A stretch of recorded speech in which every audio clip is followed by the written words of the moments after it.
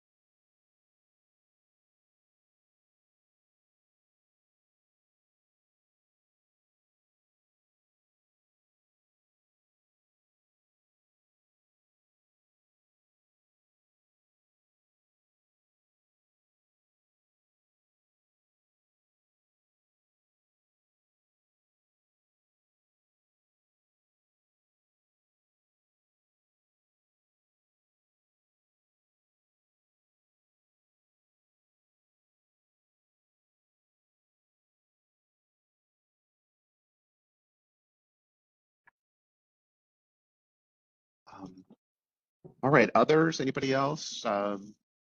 Local school systems, utilities, private sector, anybody else want to respond to those two questions about residential electrification?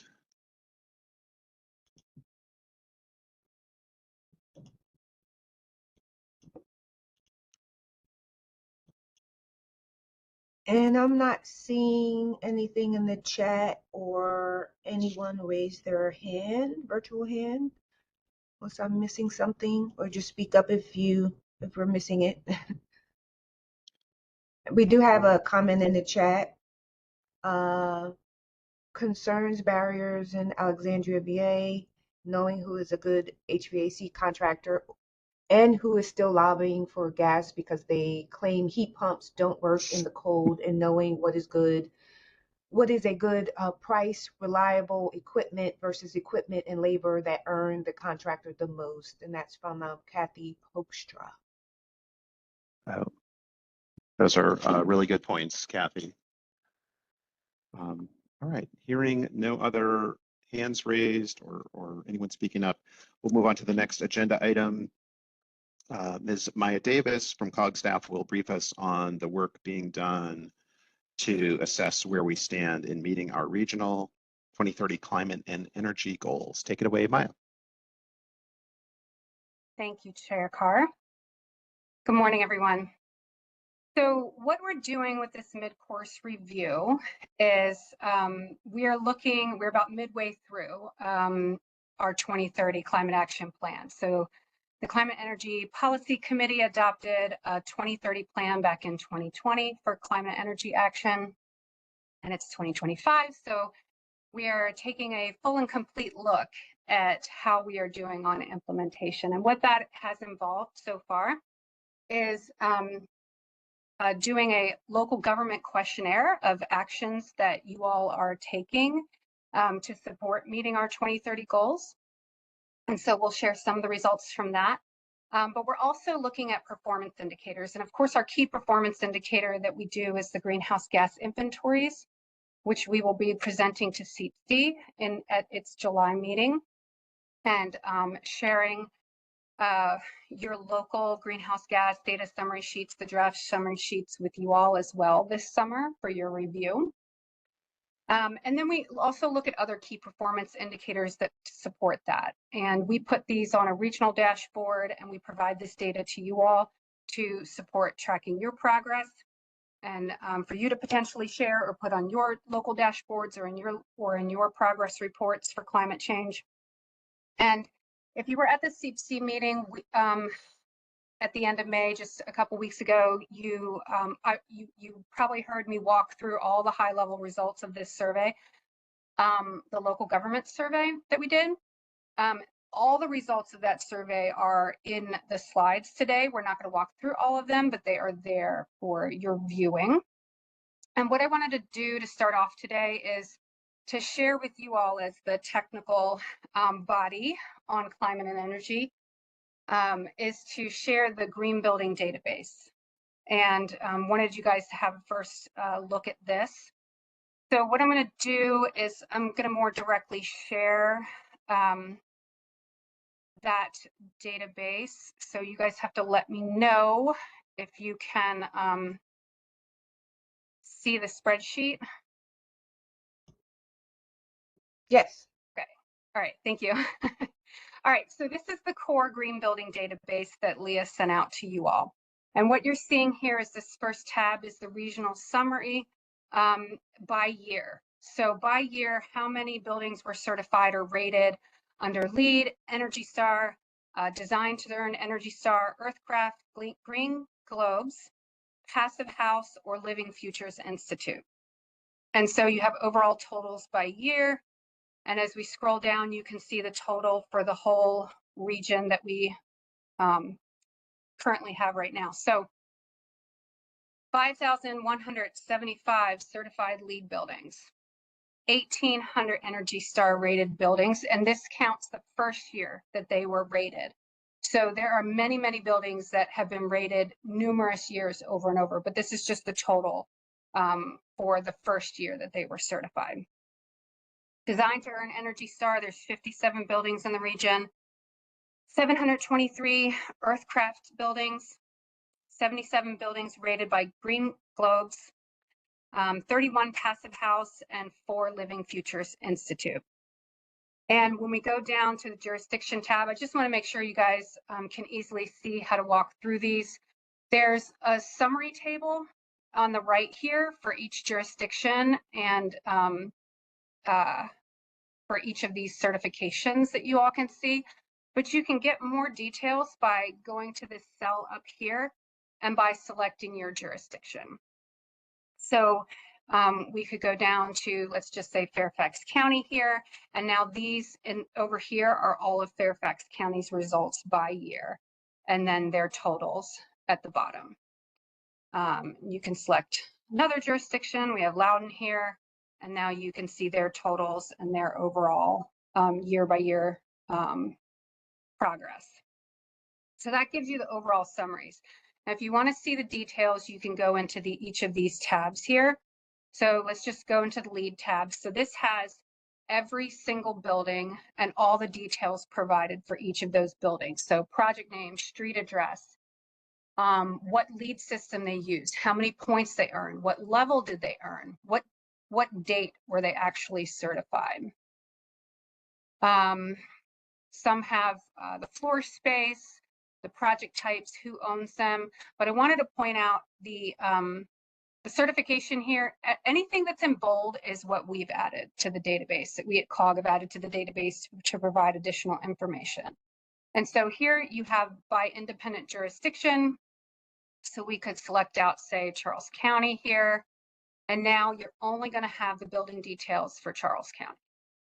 And so I wanted to see that each of you, by selecting under this independent jurisdiction row, you can see your jurisdiction's details. Now, if you are a city in Maryland, you're not under the independent jurisdiction, and you just go back to the city. And let's say we look for Gaithersburg. And you can see the list here, but you also have to go through and check to see, is it actually in the city or not? And if there's any of these jurisdictions in Maryland that would like our support with that, please let us know. I do also want to point out the Green Globes NZE NZC. There is actually no buildings that are 100% like rated for these. This is net zero energy and net zero carbon. And what they have is on-ramp means that you've signed up to work towards net zero energy or net zero carbon in this column here. Recognized means you're halfway there. And then the full certification is when you've achieved net zero energy or net zero carbon. And no buildings in our region have met that, but you can see the status of these buildings working towards net zero energy and net carbon in this tab. And then, of course, we have at the end, we also have New Building Institute and the buildings that are recognized by New Building Institute as net zero energy, and then all the sources and notes here. So that's the summary for how you can kind of work through and look at the data in this database. Again, I'll point out mainly the jurisdiction summary tab. And then let me know if you can see the data center, Green Building Data Center tab. Yes. Okay, thank you. All right, so here's the data center tab, the data center file that Leah also sent you all. And this specifically pulls out the data center information out of that main data center, out of that main Green Building database. And so you can see the summary of any data center that's been certified by year and the total here. So 24 LEED, 44 Energy Star, 2 Design to Earn Energy Star, and 5 Green Globes overall for the region. You have a jurisdiction summary on this side. Of course, I'm sure we could all guess most of these are in Loudoun County. And then again, the tabs have all the information here, but I want to point out this other LEED tab because there are a lot of buildings that signed up for LEED that didn't fully get the certification, but they probably, follow the process and the design standards. They might not have just paid for the end result of the certification, or they're in here as confidential in Virginia. And so since we know a lot of these, and they could be certified or uncertified in here, but we know that there's a concentration, particularly in Loudoun County. So I wanted to, even though these aren't fully certified or not, we can't fully pinpoint exactly where these are. I wanted to point out that there's a lot more happening in this space than we might be able to pinpoint in these data summaries. So I just want to pause there, and before we just kind of get more into a little bit of a summary of the survey results or the questionnaire results to local governments, but I just kind of wanted to pause there for a second and see if there's any questions or comments on the green building database.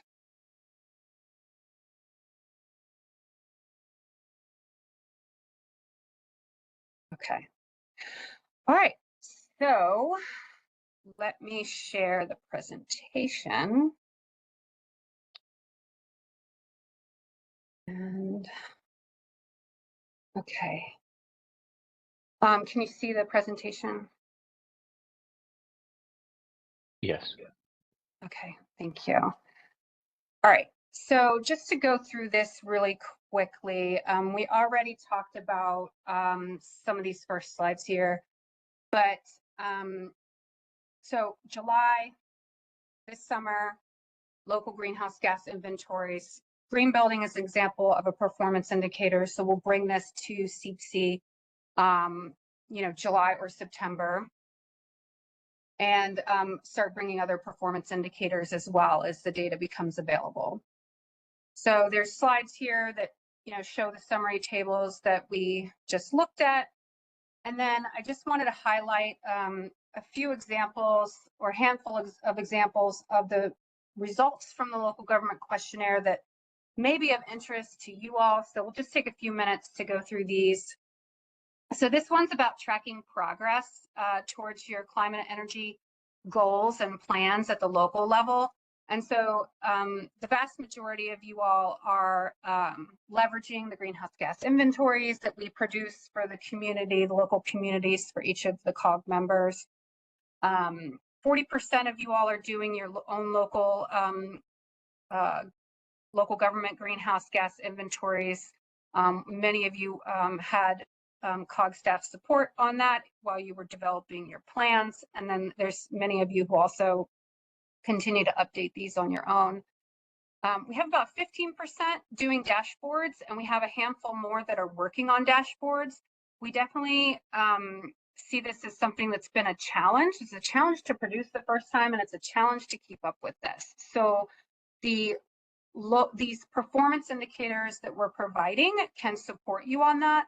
But also, if anybody didn't know here, I wanted to make sure you knew that CPC asked us in our regional dashboard to update that so that we can share local and regional results. So it would call out how much have each COG member jurisdiction reduced greenhouse gas emissions between 2005 and 2023. So it would have all the local jurisdictions and the regional results.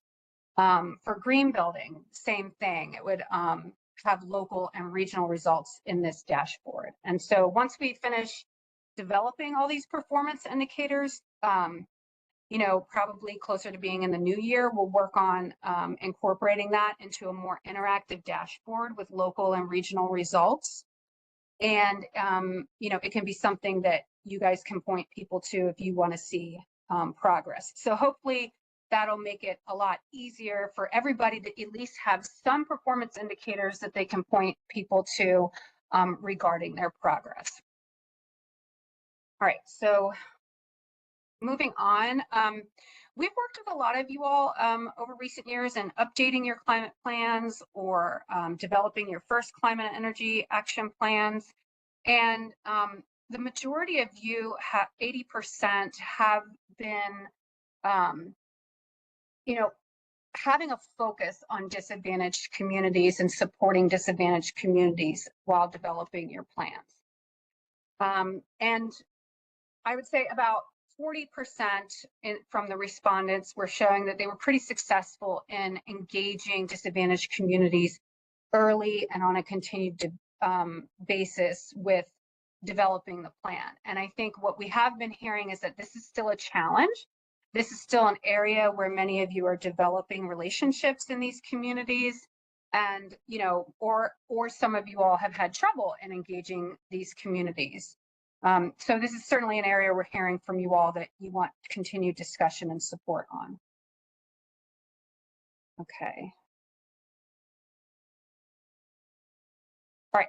So for local government operations around clean energy, we asked about your solar capacity, whether you have microgrids, CHP systems, geothermal systems. And so what you can see here is the solar capacity that's on local government facilities is over 28,500 kilowatts of capacity. And this accounts for, I think about, let me see, I think it's about a third of all solar capacity in the region. Let me double check on that. Oh, sorry. I knew it had a 3 in it. About 3% of total grid connected solar capacity in the region is on local government facilities. None of you all have connected battery storage to your solar systems at local government facilities. We do have 10 district energy microgrid systems concentrated in DC and Montgomery County, 3 CHP systems, 33 geothermal systems, 9 jurisdictions have power purchase agreements. And that was like, a big summary from what you all are doing at your facilities for clean electricity. Community-wide, of course, the majority of you all provide or promote solar co-ops and community solar programs. There is a lot of providing and promoting incentives and support, including finance solutions in LIDAC communities. So a lot of the finance solutions do revolve around your PACE programs is what we found. And I think we should pay attention to these community choice aggregation programs that are up and coming. This one is interesting. So we asked about, do you require or incentivize solar in your communities? And we, I think, could have asked this question a little bit better based on your results, but we got a lot of really interesting results. So we asked, do you require an ordinance or do you provide incentives? And, everybody requires or incentivizes things differently, is basically what the summary of this question is. But overall, 79% of jurisdictions have solar requirements or incentives to support the community.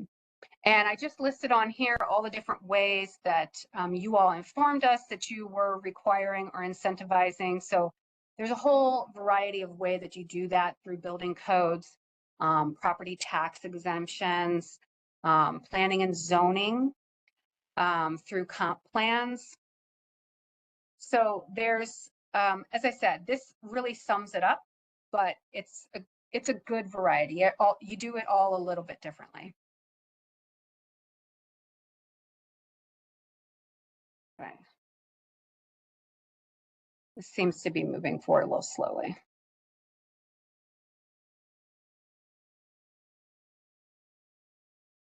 Second.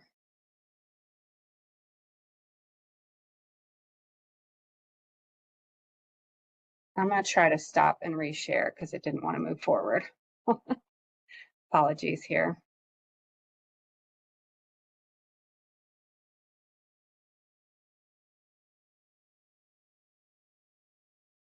Leah or Robert, do you think you can try to? Sure. Robert, can you share? I actually, since mine was sharing, I closed it down. So assumed I didn't need it. So For 1 second. thanks. Apologies, guys. Yeah, WebEx has been giving us some trouble for many of our meetings. So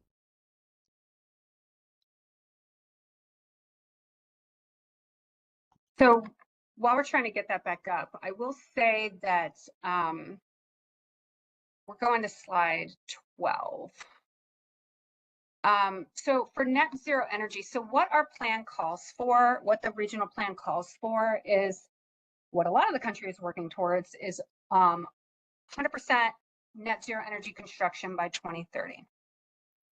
And we know that the vast majority of jurisdictions have or are covered by, green building policies. A lot of those in the past were originally adopted as silver, like a LEED silver or equivalent level standards. But what the 2030 plan calls for is to like strengthen those and get up to net zero energy. And so, and definitely the need for kind of seeing the increases to, over the years between 2020 and 2030 to get us to 100% by 2030. And I think what the first few results on here show is that we're, slowly moving in that direction. There are a lot of great examples and best practices across the region, but it's not like the majority of jurisdictions have this, right? So there's more work to do in this area of net zero energy building codes and policies. Next slide. So 68% of you all are benchmarking your local government facilities, and then to a lesser extent, have programs for commercial buildings. Next slide. So deep energy retrofits, you all have a lot of great programs happening in this space. Energy financing incentives are mostly through the PACE programs from what we've seen from these survey results. Also, over 63% of you all are promoting state and utility incentives in this space. 63% are providing and promoting programs for energy retrofits in affordable housing and disadvantaged communities, which is really great to see. And I think one area that we've talked about in meetings and we can see from the survey results is challenging is fuel switching programs and doing clean energy backup generation rather than diesel generation. So these types of programs are still challenging. Next slide, please. All right, so the last section we're going to talk about is zero emission vehicles. And over 84% of you all have evaluated your fleets for EV potential and transition. And 68% of you all are deploying EV charging stations at local government facilities. I think a lot of you all have expressed interest in piloting new technologies, but I think the results showed that this is still a challenging area and there's not a lot of opportunities there, but we know that we've been learning about some of these new potential technologies for niche applications through the Regional Electric Vehicle Working Group in recent months. Next slide, please. So fleet vehicles, we asked how many battery electric, how many plug-in hybrid electric, and how many hybrid electric vehicles you have in your fleets. And so about 14% are the kind of vehicles that need a charging station, battery electric and plug-in hybrid electric. And what I found interesting about these results is that plug-in hybrid electric vehicles have surpassed your standard hybrid electric vehicles significantly in your fleets. So that's something that's new for these results. We also had a request from a fleet manager for more of the details of these results to see how a jurisdiction compares to other jurisdictions in terms of like the percentage of electric vehicles that you all have in your fleets. So if anybody is looking for that type of details, we'd be happy to share the spreadsheet with another fleet manager that may be interested in that. Next slide, please. And community-wide initiatives. I think that for zero emission vehicles, like what this slide is showing is that you all have a number of ways that you all are promoting electric vehicles and electric vehicle infrastructure in your community. I think it was really great to see that 47% of you all have programs and initiatives to support multifamily deployment, which we all know is a very challenging area, but you all have are tackling it. And so that's a really great result that I think we can gain from this slide. And the last slide for today is on workforce development. We have a meeting next week on the 18th with workforce development organizations from across the region, focusing on energy and transportation. We learned a lot from this survey about some great practices that you all have going on, but it is a new and emerging area for local governments to, more so work on this broadly. So we intend to learn a lot more from other folks, and we'll share back the results of us working with workforce development programs over the summer. We'll bring back to you all this fall. And so I will stop there and thank you for your time, everybody. Okay, thank you, Maya. A lot of really good information there. The next agenda item is a part of COG's Climate Pollution Reduction Grant, Comprehensive Climate Action Plan work, and the broader effort to address the growth of data centers in the region. ICF is supporting COG in this effort. Fiona Whistle with ICF will review the CPRG program's comprehensive climate action plan requirements and give details on the data center measure, including greenhouse gas inventory and projections, as well as actions local governments can encourage data centers to take to improve energy efficiency and reduce emissions. John Klinger with ICF is also here to answer questions. We will take questions after the presentation. You can put them in the chat or we can take them live afterwards. So take it away, Fiona and John. Great, thanks so much. So we'll jump right in. So again, we're going to run through the CPRG program requirements and then dive right into some of the regional impacts that we're assessing for data centers within the CPRG plan, and review the proposed data center measure concepts to be included, and then open it up for discussion. So just as a reminder for everyone here, the Climate Pollution Reduction Grant covers the full metropolitan statistical area in the region, not just the COG counties.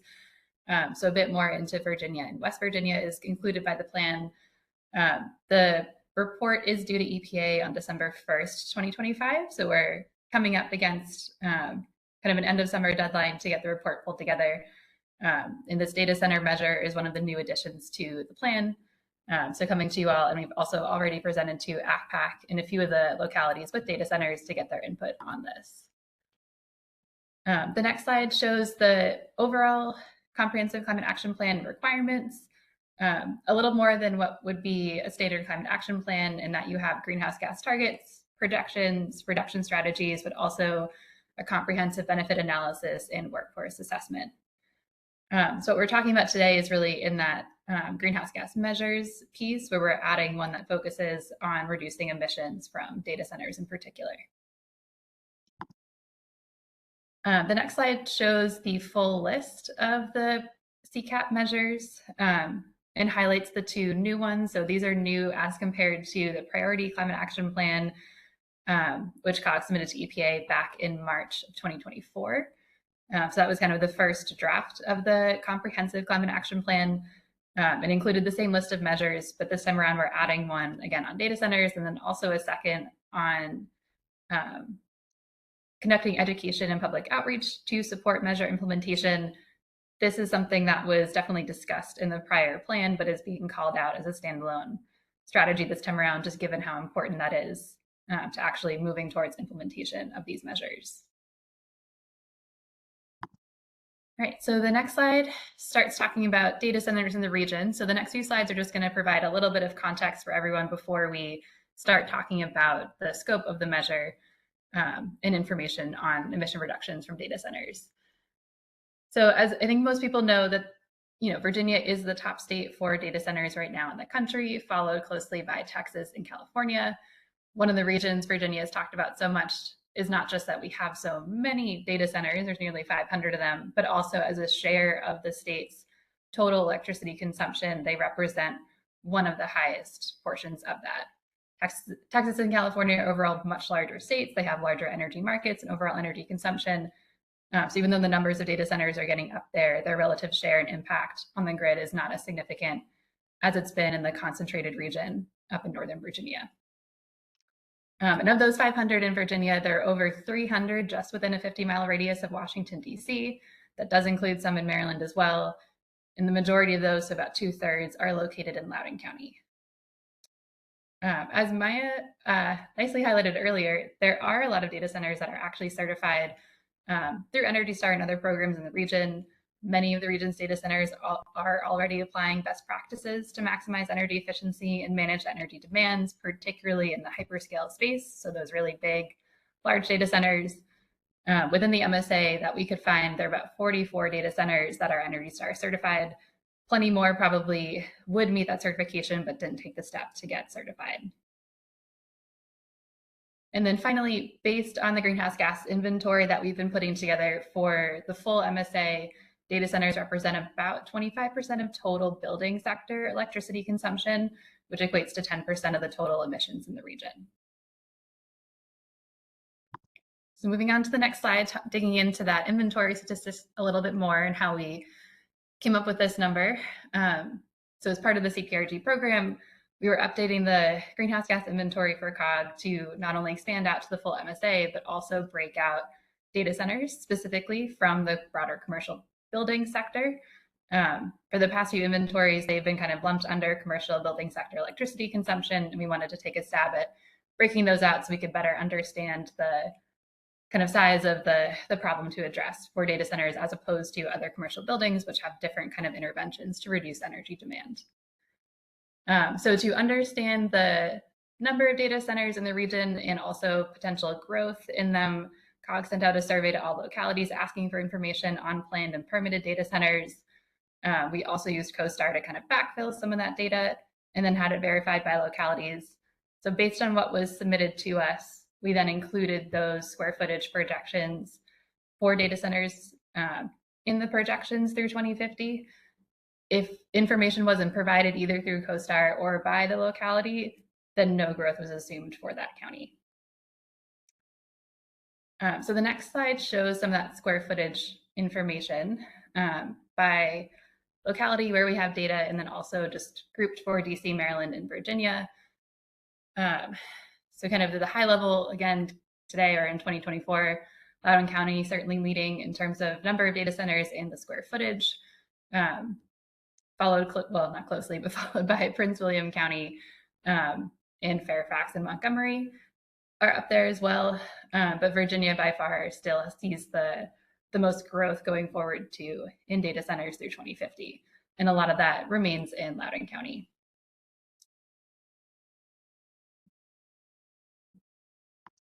All right, so the next slide kind of then walks through that demand estimate. So once we had the square footage projections, based on historical data and some information, limited though it may be, on electricity consumption from Dominion for their data centers in the region, we were able to estimate electricity consumption from the data centers. This is an estimate.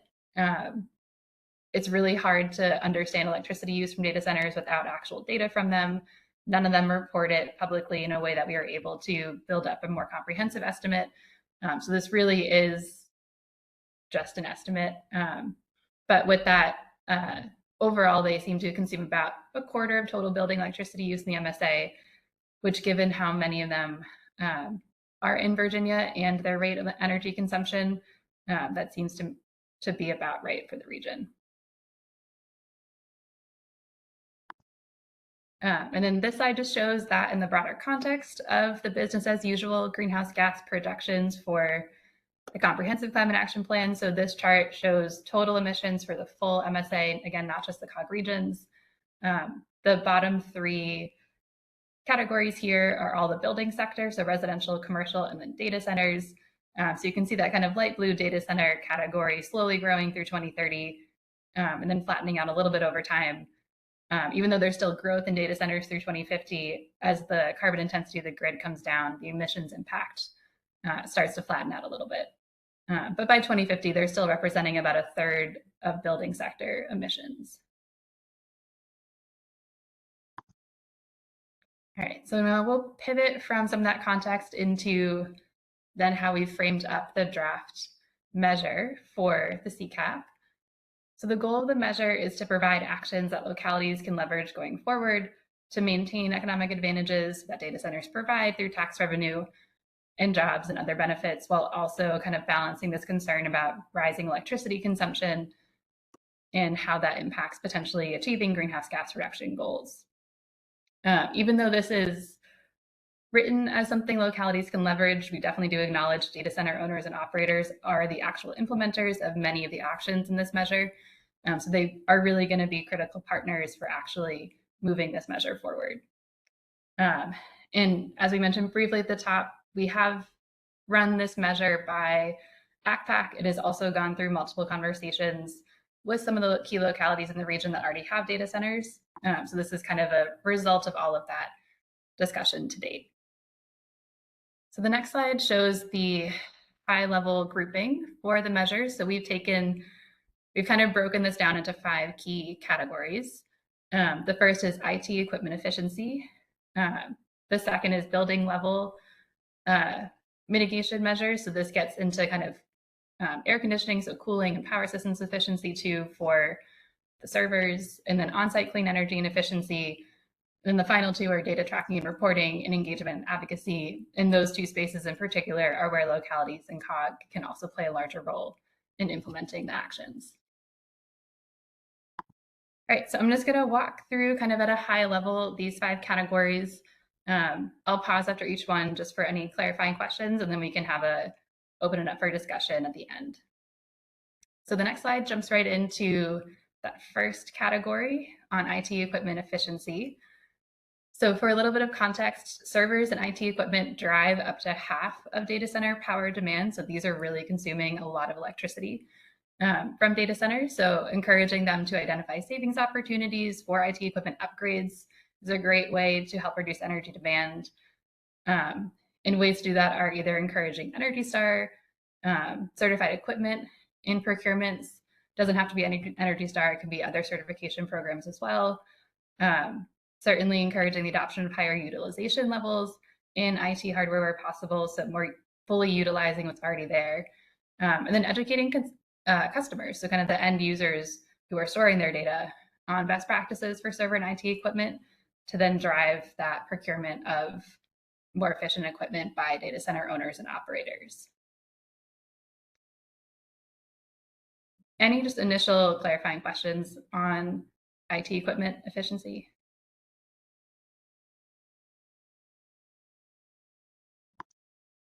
All right. Just, I guess one quick question is, you know, if I own a data center and I have multiple customers who are occupying the data center, do we know if are the data center owners like, you know, sub-metering and letting each of their customers know exactly how much energy is being consumed as opposed to like the entire facility?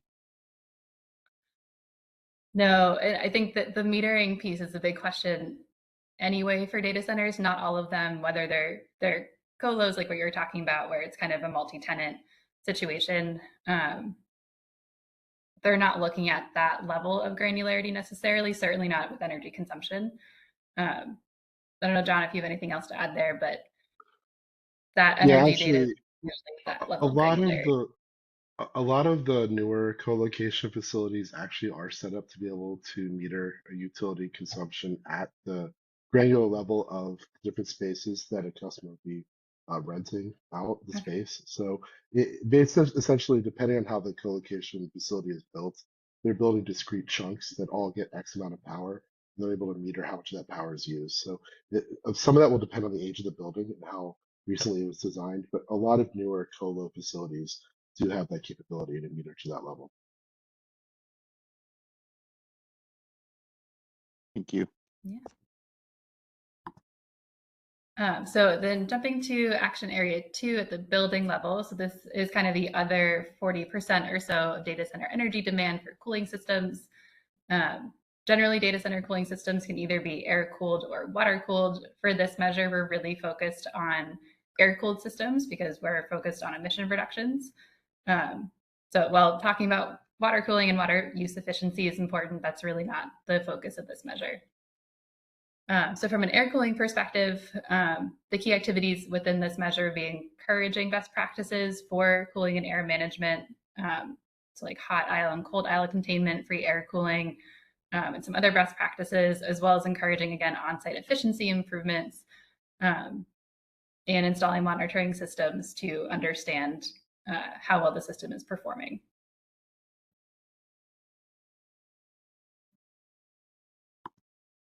And then for action area 3, so this is really focused on that on-site clean energy and energy efficiency as well. There's 3 pieces here. The first is to encourage options to reduce emissions from backup power and increase efficiency there. So many data centers do use diesel generators for on-site backup power. From an emissions perspective, replacing them with natural gas can be a little bit cleaner and quieter. That's also then opens the option for using renewable natural gas or hydrogen in the future. From an efficiency perspective, you can also deploy combined heat and power systems, which can then be paired with fuel cells, which could be run on hydrogen as well. From a utility perspective, the second bullet here talks about encouraging participation in demand response programs. While data centers themselves and their actual server load is typically not flexible enough to participate in demand response, if they're hosting large on-site batteries or other generators, they could use those to provide grid services. And then the final piece here is conducting feasibility studies for district energy or thinking about district energy ready data centers, especially in new development. I know this is a particular interest for Loudoun County and some other regions, and also some of the data center companies. This hasn't really been done in the region here, but there are examples of it in Europe. And then the next one is on data tracking and reporting. So this is really getting into trying to understand the impact of data centers in the region for both energy consumption and water consumption. So trying to track that information means first it needs to be reported. So encouraging data center operators to implement metering and monitoring systems to be able to collect that information and benchmark their performance, and then to actually try to report that information. Whether that's through building energy performance standards in counties that are able to do so, that's one way to get this information. Others can try to require it, especially for newer data centers that are being developed in the region. And then the final area is really related to this, but it's that engagement and advocacy space, partly to focus on that reporting of information, which right now is a pretty big blind spot for most people when planning, including utilities. And secondly, to establish policy guidance and use specific zoning and permitting standards to start addressing some of these broader concerns related to land use, noise, and infrastructure and other environmental needs in the region. So there's a few examples here of areas to coordinate on advocacy at the state, regional, and federal level.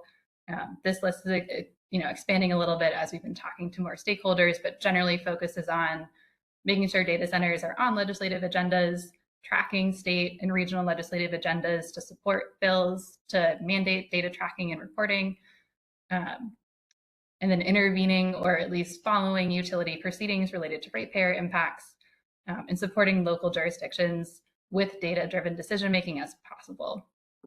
And as part of that, that's kind of driving the reason to break out data centers in the greenhouse gas inventory for the CCAP. So those are the 5 areas. I do want to just take a minute to answer any clarifying questions and then open it up for discussion. If there's any ideas on things to add here or any just questions about this measure or things to potentially add to it.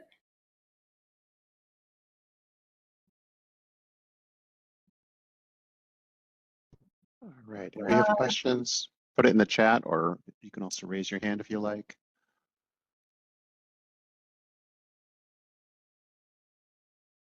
Yeah, I'm not saying anything in the chat yet, Chair. Or yeah, no one's raising their hands. So that means it was a very efficient and informative presentation.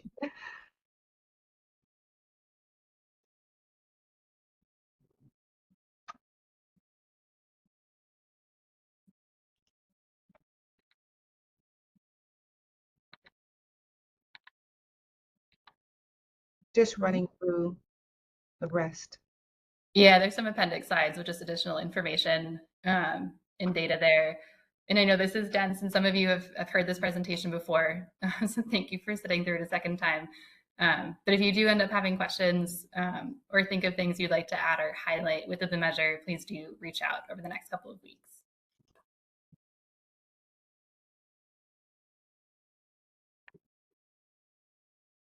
Yeah, I don't see any questions in the chat.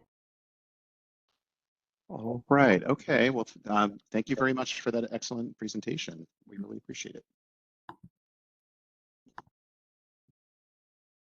All right, we're running ahead of schedule, and we'll move on to agenda item number 6.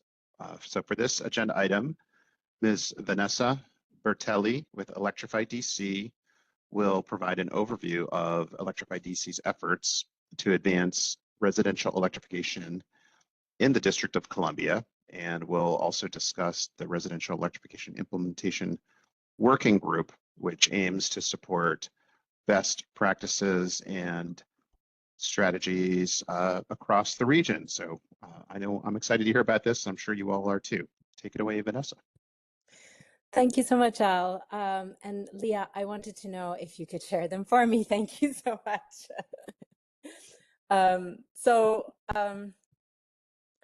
So thank you, Leah, and Al for inviting us to share about our work. My name is Vanessa Bertelli, and I'm one of the co-founders and the executive director of Electrify DC, which is now doing business as Electrify DMV. And what this presentation is about is really, we'd like to make the case for greater regional coordination on residential electrification so that all of your jurisdictions can benefit from economies of scale, and that you and your colleagues can get these solutions you need faster. And we've heard from a number of you earlier today, there are things you need, and there are things that we hopefully can work together on. Second slide, please, Leah. Electrify DC, Electrify DMV, sorry, we're still going through this transition in name, so forgive me, is a DC region nonprofit that was incorporated only in 2023, but has been punching way above its weight ever since. We are super honored to have earned the 2025 District Sustainability Award, and have worked on really important projects like the hosting capacity study with Synapse Energy Economics and for DOE. And we have hopefully earned the trust of DOE and maybe the Maryland Energy Administration, who have awarded multiple grants to our organization. We collaborate with countless other organizations in the clean energy space, all the way to hyperlocal community-based organizations. And our team sort of embodies the multidisciplinary skills that are needed to advance this work. And by this work, I mean residential decarbonization, because this is all we do. So we need data scientists, we need digital product developers, we need obviously policy experts, but also community engagement. We need health experts, and I think that a number of my colleagues are on this call. Slide 3, please. So I'd like to go through the core programs that we already run, many in partnerships with many of you, and I'll briefly go through them to give you a sense of what we already do successfully. And in the next slide, I'm going to look at the programs that you've highlighted a need for and that we'd like to work with you on. So you can see the Healthy Homes Fair. This year, we did a huge push on outreach to our Latino community. And we've been doing outreach to low-income community through our partners. There's a digital product associated with this that allows the Healthy Homes Fair to live on beyond the 1 day a year that it happens.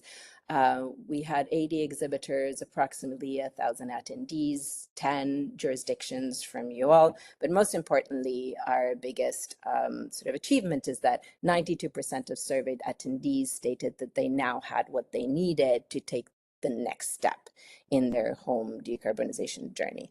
And maybe even more important than that is that there were regulators at the event that learned about new technologies and therefore sort of were able to change their mindset about what it is that needs to happen and how fast it can happen. And also a number of exhibitors, including some of your jurisdictions, learn from one another's and will be working together as a sort of consequence of this. So we're very proud of that. The demonstration sites are really a lot of fun, and we believe that this is one of the best ways to engage and encourage and give the information needed to people. So we run a number of them. A number of them are scheduled for the next couple of months, thanks to one of the grants from DOE, through which we will be doing coaching, in-person group coaching as part of these demonstration site open houses, but also virtual group coaching and in-person one-on-one coaching. And a lot of this work of engagement also includes things like DER fact sheets that you can find on our website. These are the consumer-facing programs. The industry-facing programs that we run are the Regional Electrification Implementation Working Group that I'll discuss later, and really Real Estate Agents Leading Electrification, which I'll also discuss later. So this is where we're already successful. Leah, next slide, please. So this is the focus of today's discussion because this is where we want to partner with you, where we need you to make this successful, and the work just got harder. And so we are looking at how we can increase economies of scale by doing a lot of the work that is common across all of our jurisdictions that we don't need to redo for each jurisdiction. And so let me just catch up with the slide. There's been many of you have highlighted this need many times. We need skilled, knowledgeable professionals that will install the right thing, and these are hard to find. We also know that homeowners do not always know what to do or where to start. And we also know that we need greater training coordination and on-ramps onto these careers. So our solution that has been validated through coordination discussions with many of you over the last year is the need for a regional contractor list, the need for a regional homeowners information hub, and coordination of training and on-ramps. And so next slide, I'd like to bring you through each and every one of these. Thank you, Leah, and tell you about what we've been able to do so far and where we might be able to take this together. So Electrify DMV is working with Civic Tech DC, a local nonprofit of civically minded nerds to develop this contractor list. We have had discussions with Building Decarbonization Coalition to see if we could copy their model, but we've decided to try and make this open source so that many other jurisdictions can take advantage of this. We also applied for grants for all of these initiatives, and we've done substantial work. So 24 volunteers have worked over 200 hours.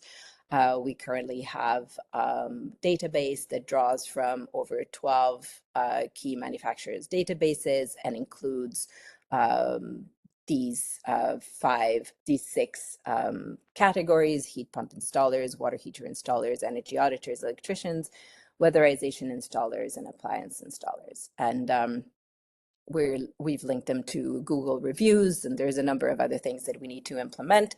But it's live. There is an initial prototype that is live, and it has a working UI. This will be hopefully included in, Leah, next slide, the regional homeowners information hub. So this tool, this platform is supposed to allow DMV homeowners, and those things at the top are really difficult to read, so I'll read them out to you, to either visit a home, as this is the demonstration site concepts, where they can actually learn and touch and see directly into a real neighbor's home, or find a contractor through the contractor list that we've just discussed, find a realtor through members of Really that we'll discuss in a moment, find a coach through group coaching, in-person, virtual, and one-on-one, or dive deeper. We acknowledge that everybody learns at their own pace, in their own way,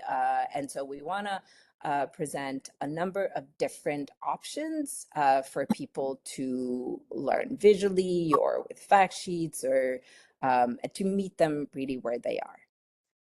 And then a super important link to saving money. And so this link will direct homeowners to the resources relevant to them. And so by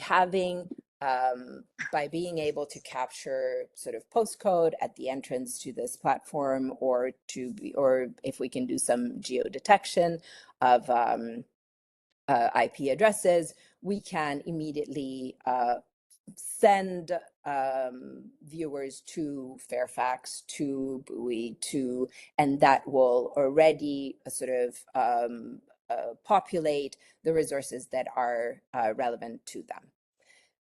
This work leverages the DOE electrification coaching grant that we are so excited to be working on, and that we're so grateful for. You can see a little bit of a work in progress on our electrifydc.org website. The grant manager there has been open to us being able to get feedback from all jurisdictions on this initial framework for the DC equivalent of this platform, so that when we get to building the regional platform, hopefully with all of your help and collaboration, we've already got a head start. Right now, we're working with a web designer to ensure that the look and feel of the website, and this is in no way final in any way, really does appeal to our target populations, and that it is as sticky as possible, because we want people to come back again and again. Last, we've applied for the ACEEE Bear Hub founding cohort, and we're hoping that they will help us with sort of behavioral science to ensure maximum stickiness and sort of drawing people to take action. Next slide, Leah, please.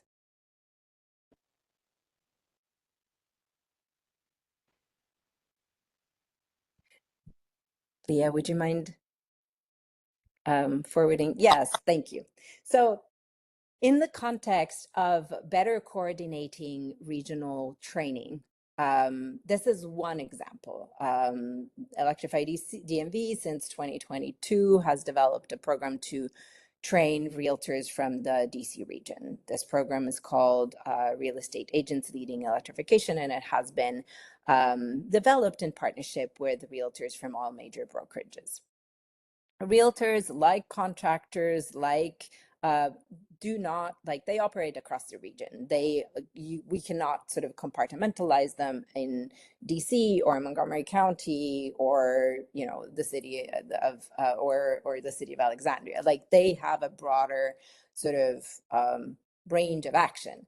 And so this is one of those examples, together with Earth Advantage, a really well-regarded organization out of Oregon. We've localized a number of resources, and we've created a 1 hour, 40-minute webinar with Q&As at the end called Home Electrification 101, which is directly targeted at realtors. And we are working with GCAR's support. GCAR, for those who don't know, is the Greater Capital Area Association of Realtors. And they've given their buy-in to make this one of their elective trainings for to meet their standard professional education points needed for the renewal of their license.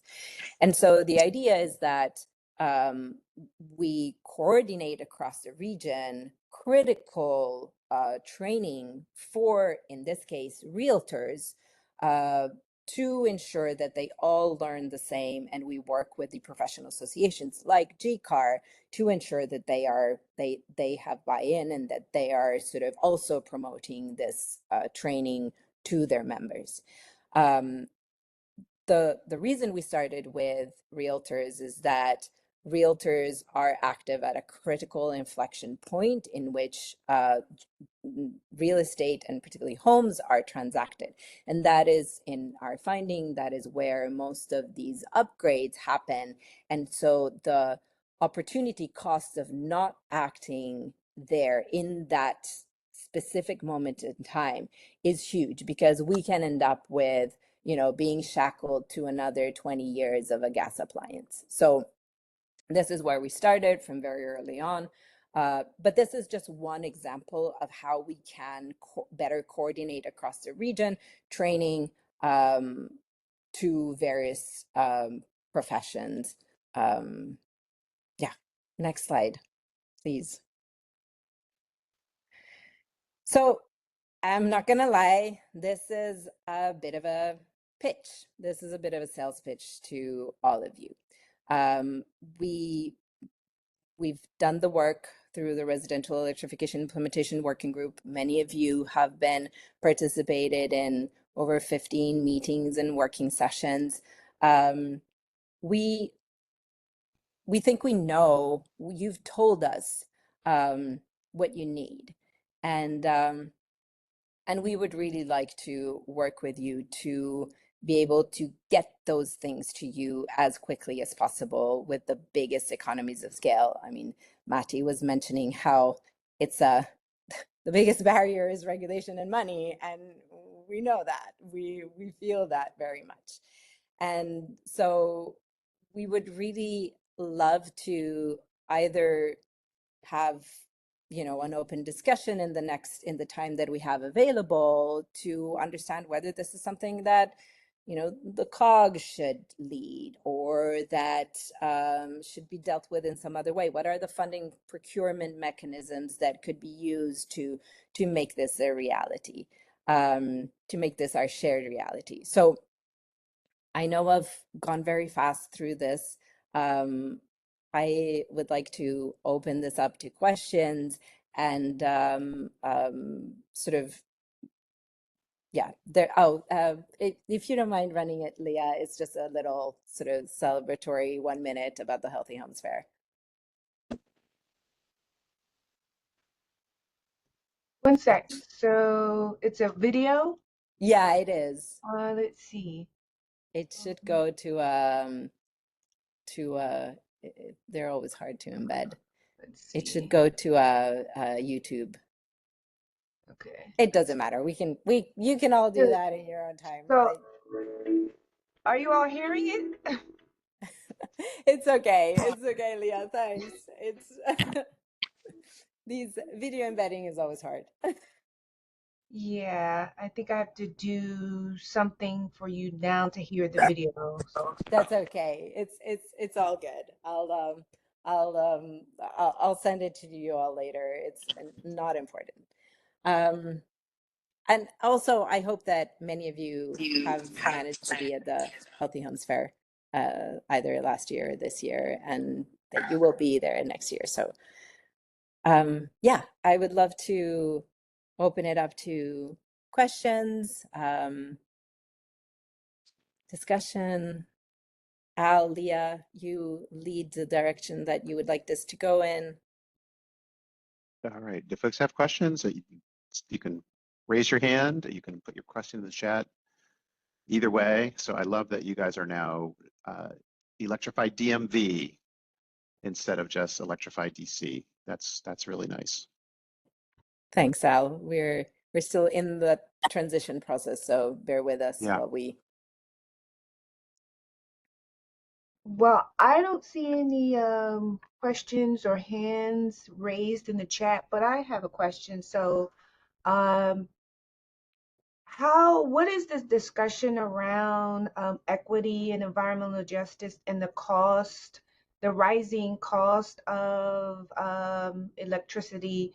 I think Pepco residential customers are seeing, well, commercial customers as well, but they're seeing a rate hike, I think, of upwards of 17%. But it is, if you have like over 600 kilowatts per month, you'll see that rate hike. But like, how are you all addressing that? What is the conversation around that? And then to that extent, and you may not be able to answer this question, you know, utilities are still able to do electricity cutoffs if, a customer's not able to pay. So, just a lot of equity and environmental justice questions.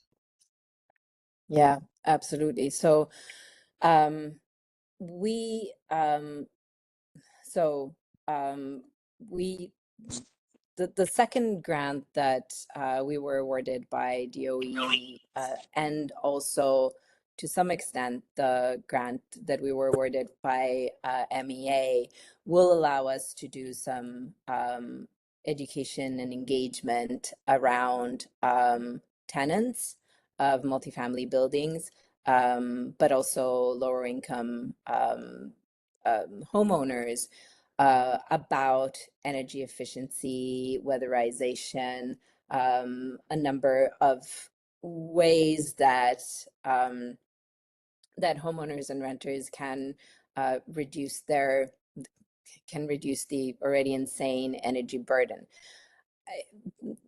A large sort of part of this conversation is that there isn't so this is, Leah, a very a multifaceted question and issue that the region is going to have to deal with in a coordinated way, despite the fact that our utilities are not the same.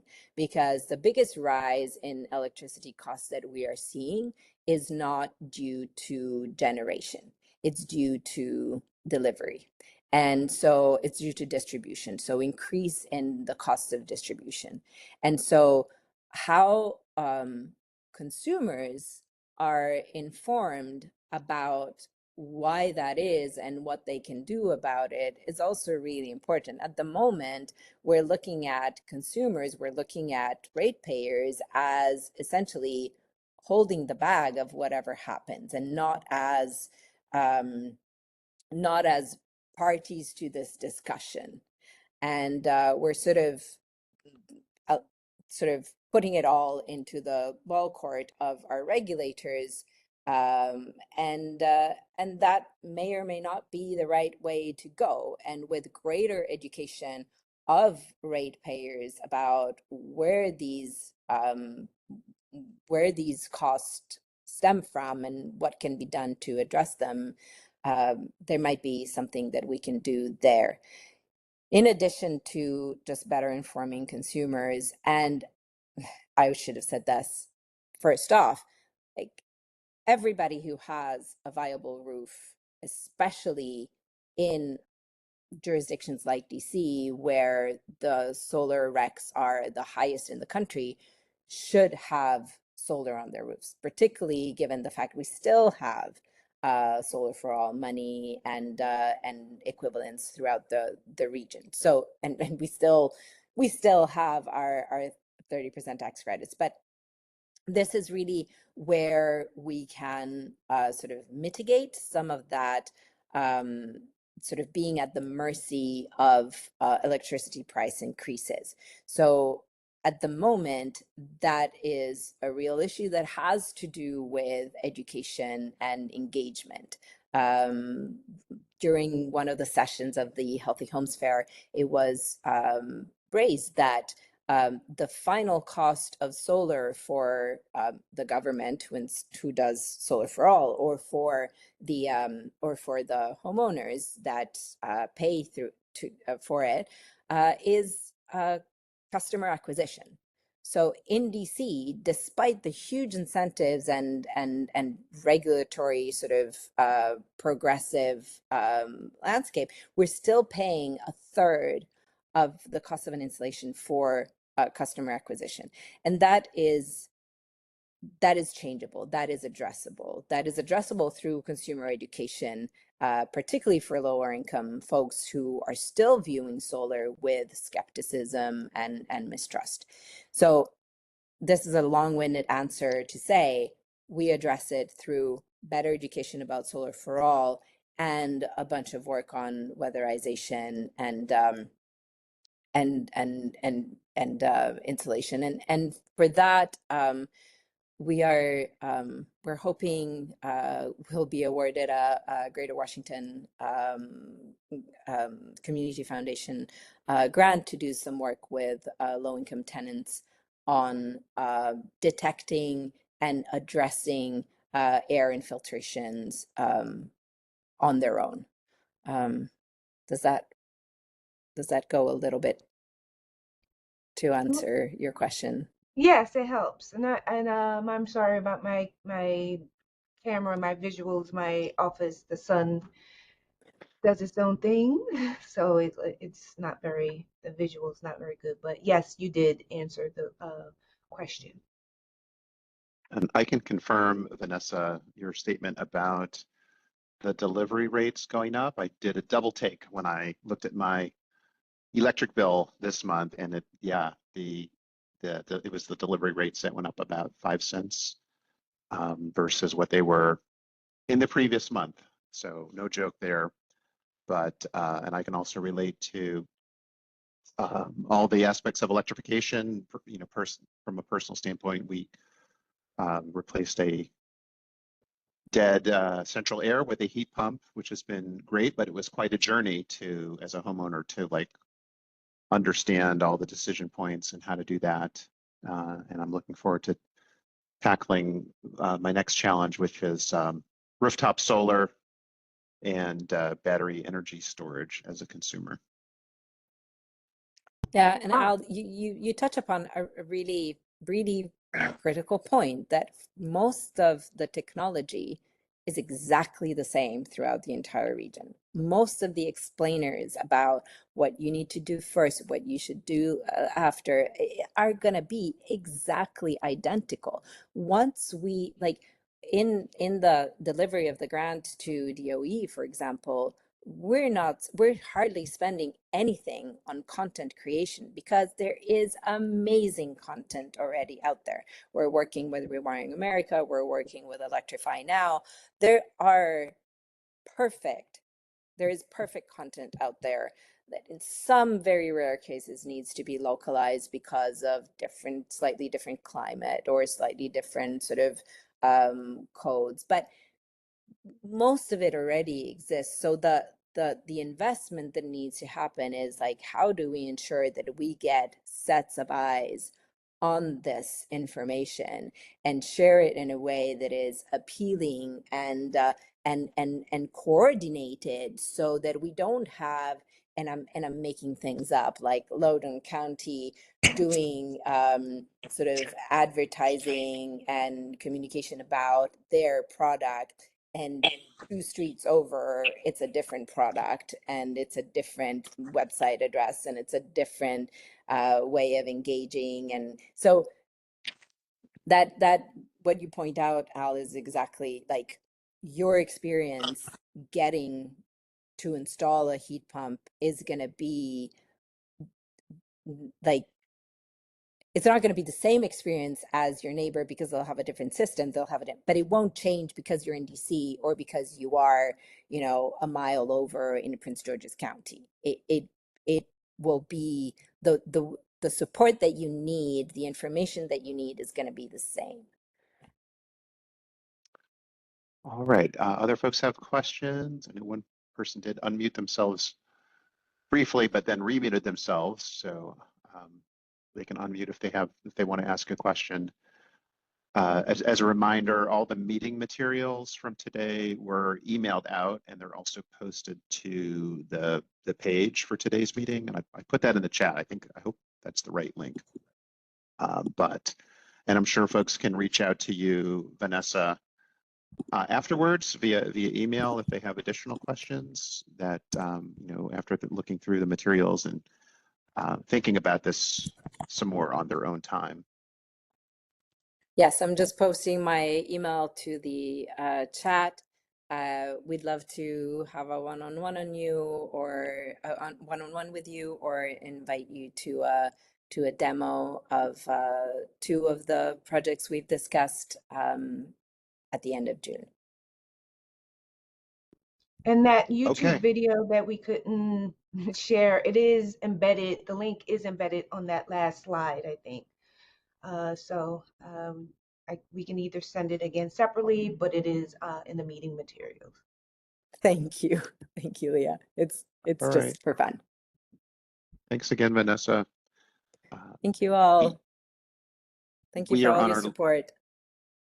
last agenda item, which are the announcements, meeting schedule, and then adjournment. So we do have one COG announcement from Leah Boggs. Yes, thank you, Chair. Just a reminder again of the Climate and Energy Leadership Awards program. Technically on Monday, the 16th, that is the 2-week mark.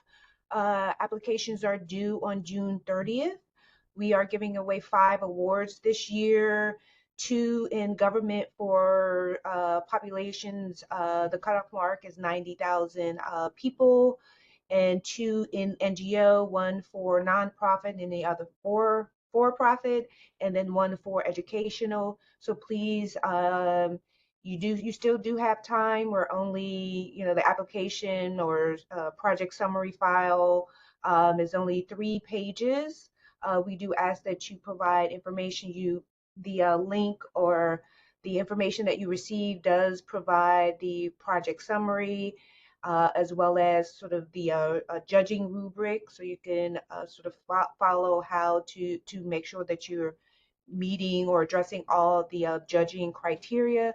So please reach out to me if you have questions, or give me an email. And Chair, I do have, if there are any questions, I don't think there are, but I do have one other announcement. I think a couple other of my team members on here.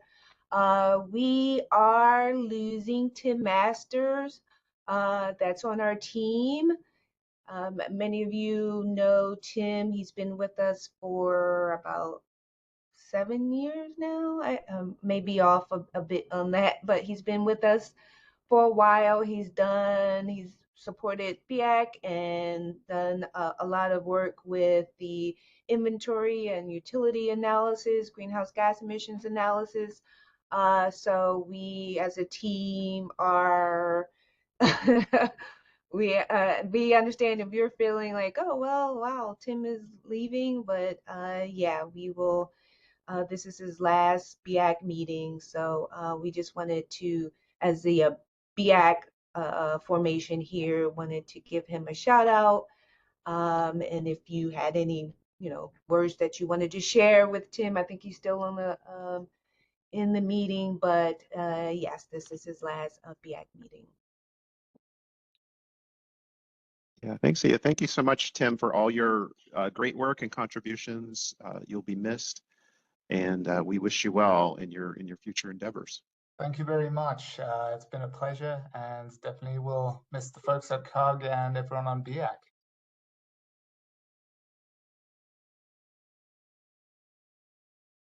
Tim, we're going to miss you, but we wish you the best in whatever endeavors you have coming up. And thank you again for all the hard work you put in. We really did appreciate you a lot.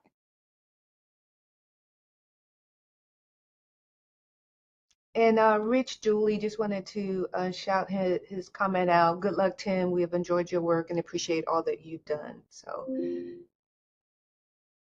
and Valerie, good luck, Tim. Valerie Amore from Alexandria. Okay, and with that, thank you so much, Leah, for all your work in putting this meeting together. We do not have a meeting in August, but our next meeting will be on September 18th. So thanks everybody for your participation. We are now adjourned. Thank you, everyone. Have a good day. Have a good day, everybody. Bye.